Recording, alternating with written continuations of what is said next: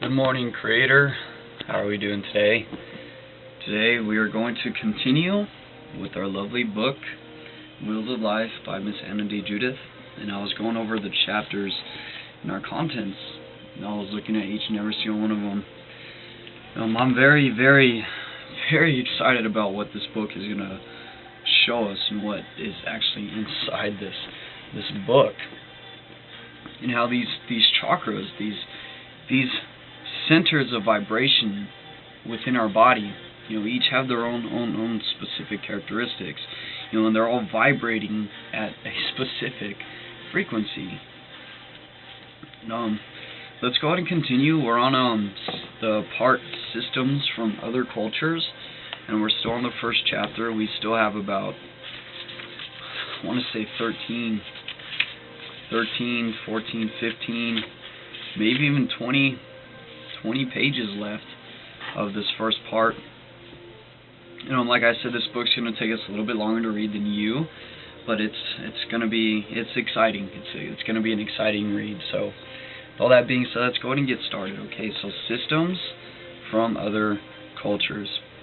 So aside from Hindu literature, there are many other metaphysical systems featuring 7 levels of man, nature, or physical planes. From the Theosophists, for example, talk about 7 cosmic rays of creation with 7 evolutionary races. And that's very interesting how they said that. The Theosophists, for example, talk about 7 cosmic rays of creation. And what have we learned about the 7 planets? Okay, these cosmic rays are from the planets, like the sun being the source of energy for electromagnetism. Everything in nature is electromagnetic. Even the nature of our mind body is electromagnetic in nature. It is our aura. Okay, we just read that a little bit ago. But these 7 cosmic rays, the 7 planets that push through our solar system and collect all of the energies coming from the sun.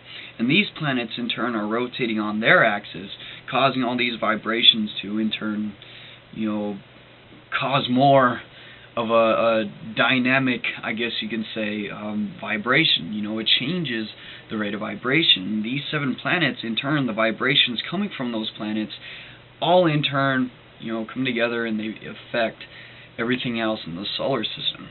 For example, where the vibrations coming from Pluto are affecting us just like the vibrations coming from Jupiter. Okay, but just the fact that Jupiter is stronger, and closer, the vibration from Jupiter is going to be a lot stronger on its influence of what it has with us. So, like he's saying, okay, about 7 cosmic rays of creation with 7 evolutionary races. The Christians talk about 7 days of creation, as well as 7 sacraments, 7 seals, 7 angels, 7 virtues, 7 deadly sins. And in Revelations 1:16, perhaps even 7 chakras, where it is said, quote, "And he had in his right hand 7 stars," end quote. Caroline Miss has also correlated the chakras to the 7 Christian sacraments. The Kabbalistic Tree of Life, also a system of studying behavior and consciousness, has 7 horizontal levels distributed among its 3 vertical pillars in 10 Sephiroth. Similarly, the Tree of Life describes a path from earth to heaven, as does the chakra systems. While the Kabbalah is not an exact match to the chakra system, it does have significant parallels in that it, too, describes an evolutionary journey from matter to supreme consciousness. So this Kabbalah, okay, it's not exactly, well, here it is, the Kabbalistic Tree of Life. Okay, that's the diaphragm for what it looks like. And it's not exactly the same type of system as the chakras are, but the idea of it is the same, okay, coming from the lowest state of consciousness all the way to the divine state of consciousness. Using the chakra system in conjunction with the Kabbalah helps map the Sephiroth into the body and bring together 2 ancient traditions which obviously have common roots. 7-ness is also found outside the myth and religion. There are 7 colors of the rainbow, 7 colors to the rainbow, 7 notes in the Western major scale. Remember how we were talking about the solfeggio, okay, the original solfeggio, the sounds 7 days in the week, and it is believed that major life cycles run in periods of 7s each year. Remember that the periodicity, okay? How we go through 7 stages of growth. You know, the first 7 years of our life would be infancy, you know, the baby stage. The next 7 would be childhood, okay, 7 to 14 or 8 to 14. The next 7 being adolescence, growing into an adult. The next 7, which would be the 4th period of obtaining full growth. I've personally just barely entered this period. I'm 22 years old, and this period starts at 22, and it's supposed to go on all the way to 28. That's what marks the full growth. The next 7 after 28 is when people are really supposed to obtain all of their possessions, such as, you know, their own house, their own property, kids, family, their car, and all that and whatnot. And then the next 7, they're supposed to go through a period of changes and reconstructions. You know, getting and ending that at the 50th year, you know, like they say, the midlife crisis, I guess you could say, is through going through this period of reconstruction and things and whatnot. And then once you reach that 50th year, that's when you get ready to start a new cycle of 7s within your life. Okay, and it is believed that major life cycles run in periods of 7 years each. Childhood to age 7, adolescence at 14, adulthood at 21. Okay, I had this a little bit wrong. Okay, adolescence and then adulthood, and then full growth after that. And then first Saturn returns at 28.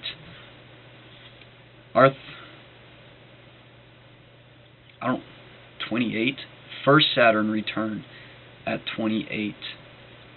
Remember, 28 was the end of our full growth. I don't really quite understand what she really means by first Saturn return at 28. Arthur Young in The Reflexive Universe has described evolution in 7 levels, and the periodic table of elements can be viewed as falling into a pattern of 7 by atomic weight. Many cultures talk about energy centers or levels of consciousness similar to chakras, although there may not always be 7 centers in their system. The Chinese have a system of 6 levels in the hexagrams of the Wen Qing, or the I Ching, based on the 2 cosmic forces yin and yang, the masculine and feminine. There are also 6 pairs of organ meridians that correspond to 5 elements, which would be the fire, earth, metal, water, and wood. And that's very cool, because I even have a Chinese horoscopes book that talks about those elements, those 5 elements. The Hopi Indians speak of energy centers in the body, as do the Tibetans. There is little doubt that there is a basic key to understanding within the correlation of all this myth and data. Somewhere there lies a cosmic map for adventurers in consciousness. Hints have been dropped through the ages around the globe. Is it not time we piece together these clues and begin to navigate ourselves out of our present difficulties? I think so. And that question, Anodea Judith, was a perfect place to put that. Because it is about time that we really did map all of this out, not just for ourselves, but for others that are looking for it as well. You know, because it's that time. We're in the greatest time we could live in. You know, we have all this information out there for us to learn all this about ourselves, and now we could take all of this and use it to help everybody else around us who is also looking for this type of information. Because I personally believe that there's no better feeling than knowing about yourself. You know, just knowing about your personal vibratory system, knowing about your mind, your conscious and subconscious mind, your body, like how all this stuff works. Fortunately, more and more research is being done now that supports the existence of chakras and their counterpart, the Kundalini energy. I hope that I can present enough of it within these pages to make this plain. I would prefer, however, to make this system believable to you primarily through your own personal experience, and only secondarily through scientific evidence. The scientific aspects provide little practical value in actually using the system other than intellectual reassurance, since the chakras are ultimately an interior, subjective experience. Knowing about the chakras is only part of the journey. The real challenge is to experience them. So in order to understand the merits of this most ancient and now modernized system, I urge the reader to suspend disbelief within whatever parameters they find comfortable. Excuse me, sorry, I just had my morning oatmeal. I use plain oatmeal with cinnamon.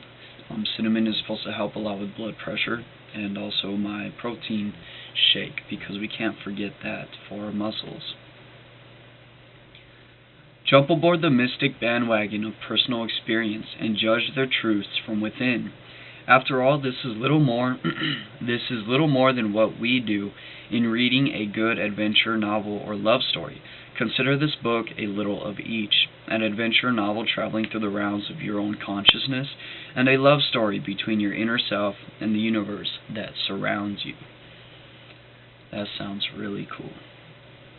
So, like she's saying, okay, let's not just take all of this that we're reading from it, but let's take what we learned from it and actually apply it to ourselves. You know, I actually just meditated a little bit this morning, repeating the Biha mantras. You know, remember Lam, Vam, Ram, Yam, Ham, Om, and Om.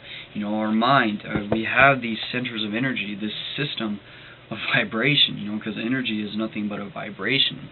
And when we're vibrating, you know, we're creating that vibration with our Visuddha chakra, and we're meditating and really focusing on it. You know, that vibration is resonating with the energies coming from whatever specific center you're speaking to. You know, for example, Om. Om is known as to be at a 528 hertz frequency, which is at the same as, you know, the love frequency, or the vibration of the universe, you know, the most harmonious vibration that there is, you know. And Om is all supposed to represent the I am of somebody, you know, I am. You know, what do we learn about I am? That I am is the name of God. You know, when you say I am yourself, you're like David Allen says in his book, The Power of I Am, you're proclaiming the presence of God within you. You know, you're speaking to the Christ that is within you, your own higher self. Very, very interesting how the chakras work. Now that we have eliminated the history of the chakra system, let's take a deeper look at the chakras themselves and examine how they might work their powerful influence on mind and body. As mentioned before, the word chakra is a Sanskrit word meaning wheel or disc, and denotes a point of intersection where mind and body meet. Chakras are also called lotuses, symbolizing the unfolding of flower petals, which metaphorically describe the opening of a chakra.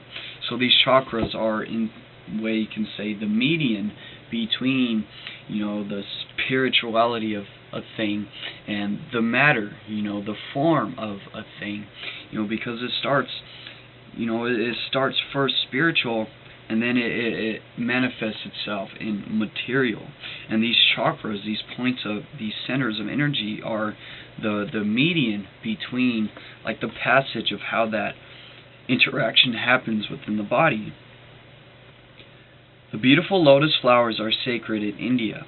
Growing from mud, they symbolize a path of development, from a primitive being to a fully blossoming consciousness, mirroring the base chakra rooted in earth, which evolves into the 1,000-petal lotus at the crown of the head, which would be the Sahasrara.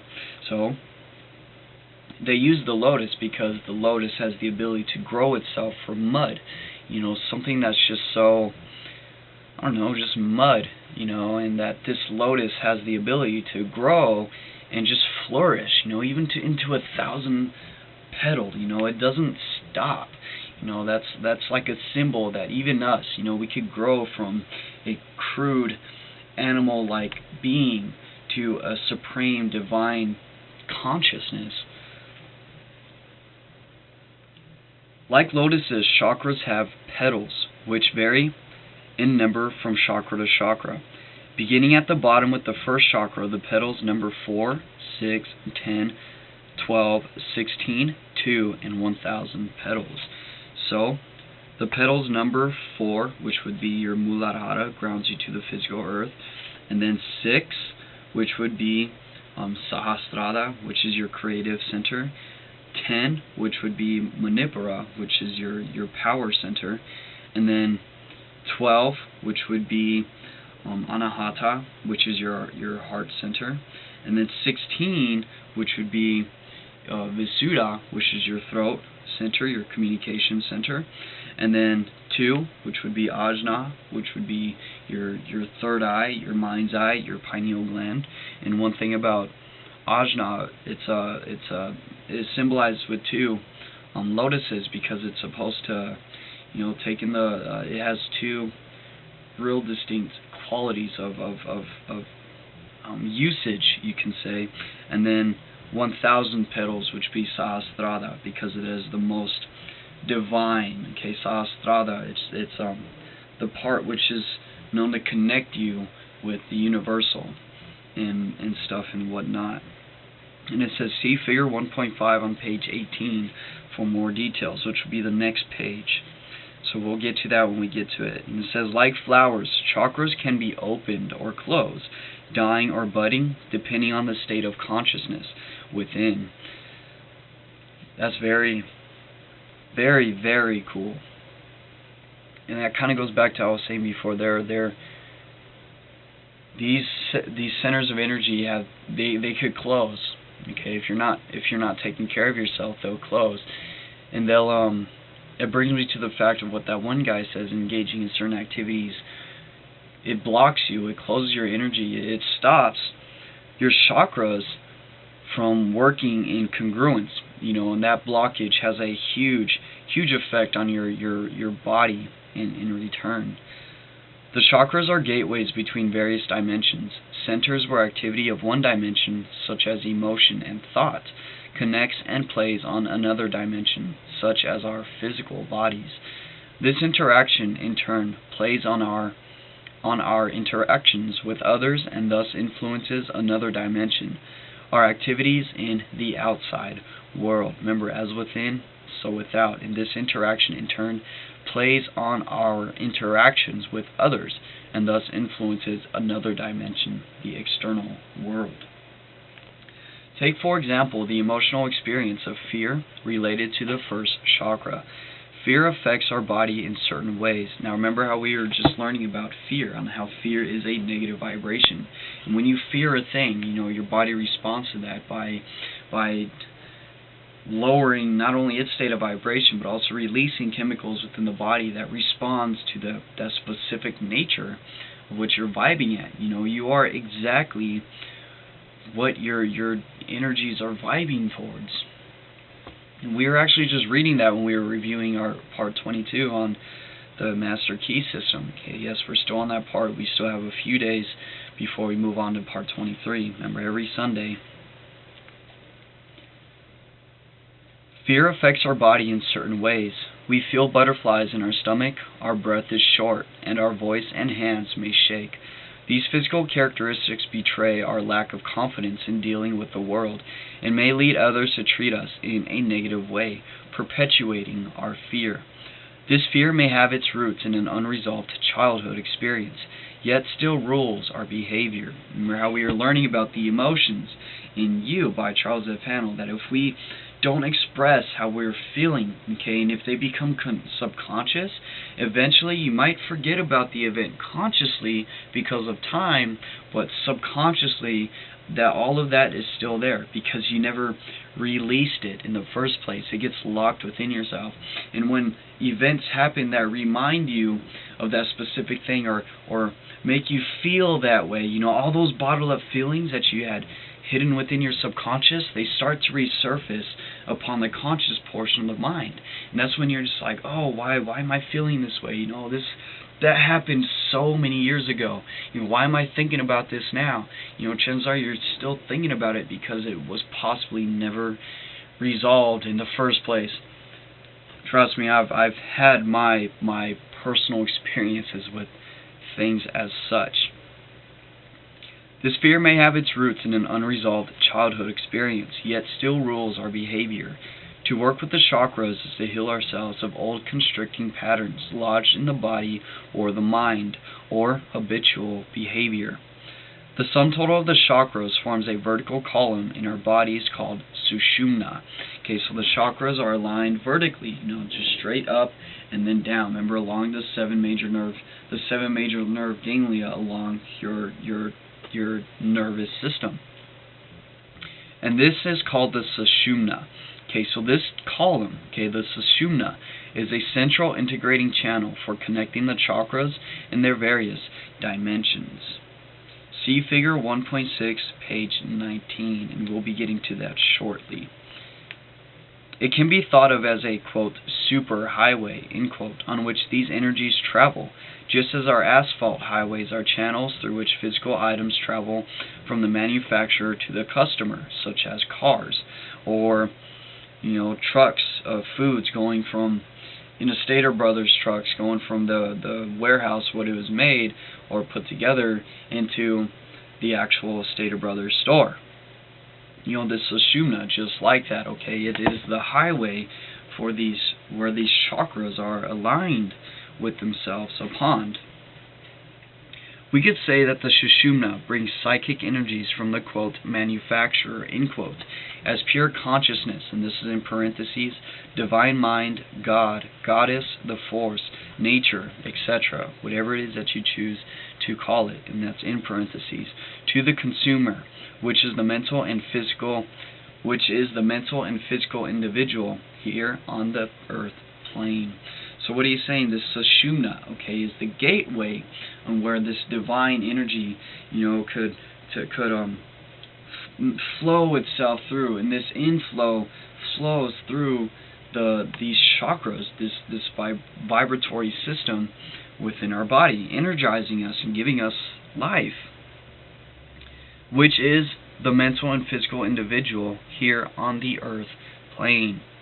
One can view the chakras as being major cities located along the highway, each responsible for producing their own kind of goods. Rather than cities, however, I view them as sacred chambers in the temple of the body, where the vital force of consciousness can pull together on different levels. Traveling beside, around, and through the sushumna, there are also many back roads, such as the Chinese acupuncture meridians, and the thousands of other nadis, subtle energy conduits, which Hindus have found within the subtle body. See Figure 1.7 on page 21.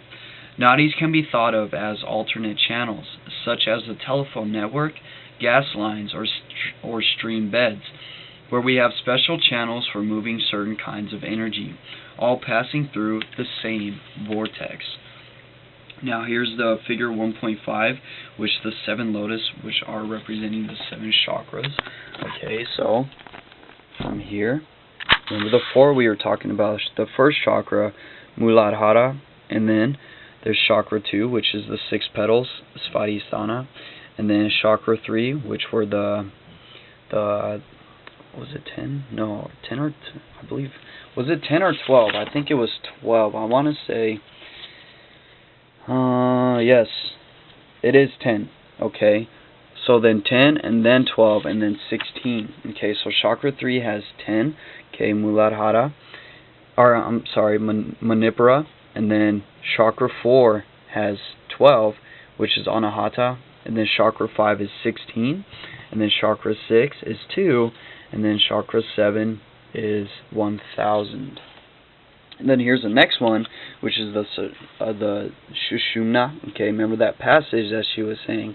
Okay, this highway that goes through the chakras. Okay, and it's through this highway that the energies of the divine mind, the universe, is able to pass along and energize these centers of energy throughout the entire body. And let's read a little bit what it says right here. Okay, so this is the sushumna, okay, Ida in Pingala. And here's a note from the author. It says, some texts show Ida in Pingala crossing between the chakras, while others show them crossing at the chakras. Others describe the currents ending or beginning at the left and right nostril. Okay, so what she's saying is some descriptions show that this line starts from the nostrils. Remember what we've learned about breathing patterns through the nose. Okay, as we breathe through the left side of our nose, and the body sends down negative electrical currents down the spine, vitalizing the body. Then when we breathe through the right side of our nostril, we send out positive electrical currents all the way down our spine throughout our entire body. And also what she's saying, some texts also show these lines not going around the chakras, but meeting at the point of the chakras, moving directly through in each and every single one. Very cool, very interesting. If you would like to experience what a chakra feels like, the following is a simple exercise for opening the hand chakras and experiencing their energies. So, let's go ahead and try this out. She says, extend both arms out in front of you, parallel to the floor with elbows straight. Okay, so our arms are going to be a little bit, hold on, where did I put my leather bookmark? I don't know where that is. We'll just use our phone. Okay, so what she's saying, extend both arms out in front of you, parallel to the floor with elbows straight. So as such, it says turn one hand up and one hand down. Okay, now quickly open and close your hands 12 times. So 5, 6, 7, 8, 9, 10, 11, 12. Okay, reverse your palms and repeat. Then open the 4, 5, 6, 7, 8, 9, 10, 11, 12. This opens the hand chakras. To feel their energy, open your hands and slowly bring your palms together, starting about 2 feet apart. Okay, so maybe about right here. And then it says, when your hands are about 4 inches apart, you should be able to feel a subtle ball of energy, like a magnetic field, floating between your palms. If you tune in closely, you may even be able to feel it spinning, which is very cool, because I could honestly feel something. You know, do the practice with me, you know, test it out yourself. Remember, starting from here, rotating one up, doing it 12 times, turning it around, doing it another 12 times, and then bringing our hands closer together. You know, I personally had an experience where I felt, you know, you can feel the energy just coursing through your body, like, wow.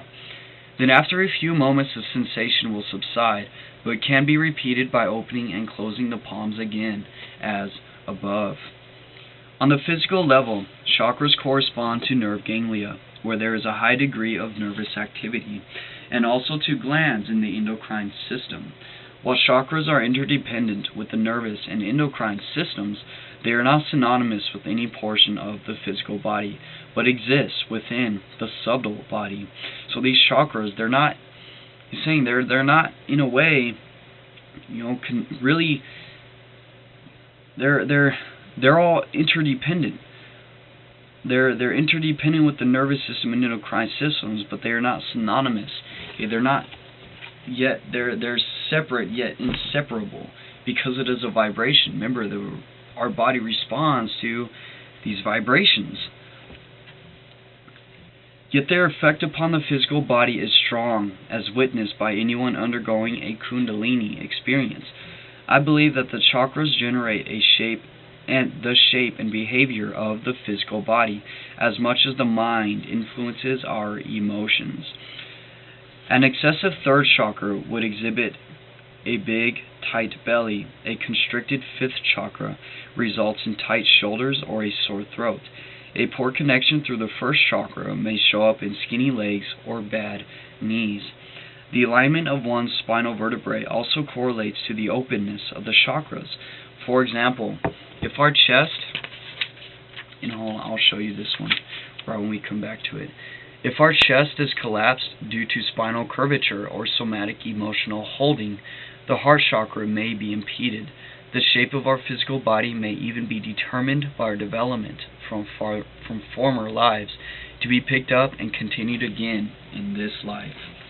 Now, moving back to this page, here's a figure 1.7, and this is an ancient Hindu drawing of the nadis and chakras, which is a courtesy of University of the Trees Press. So here is an illustration of ancient Hindu drawing of the nadis and chakras. Remember, it's saying we have 7 major chakras and tons of smaller ones. So as you can see, we have the 7 major ones, and then all throughout the entire body there's tons of smaller points of energy. And even throughout here, look how this aura, this electromagnetic field, this field of energy around the body, all this is truly exists outside each and every single one of us.